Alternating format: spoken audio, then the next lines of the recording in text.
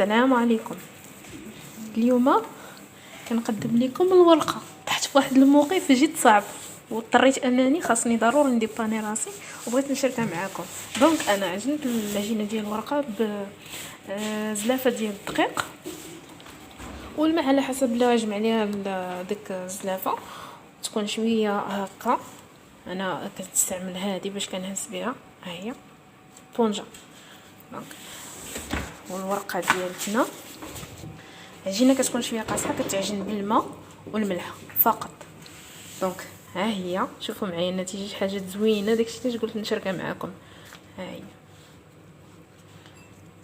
يعني اي وحده طاحت في موقف بحال اللي طاحت فيه اليوم انا خص تضطر انها ديباني راسها، وانا ديبانيت راسي وموا جربوها حتى نتوما، ونتمنى انها تصدق معكم.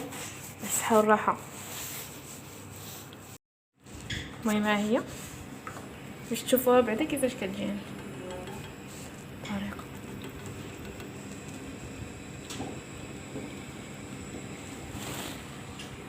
جد سهله.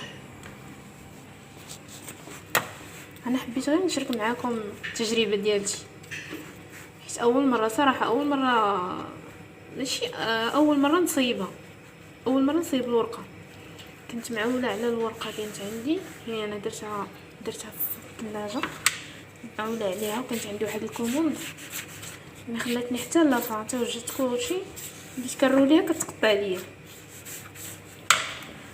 ولكن حاولت انني نديباني راسي براسي.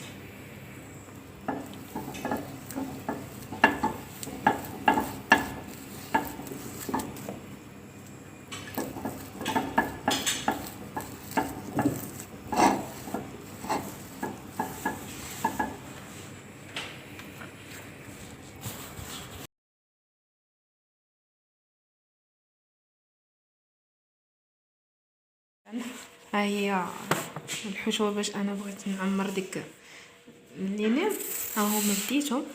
عرفتي الورقه جد سهله وكتجي زوينه بزاف بزاف، يعني تصايبها بيدك وكتعاونك حتى في الخدمه. جربوها وكنظن انها غتعجبكم بزاف وغتجيكم ساهله. شنو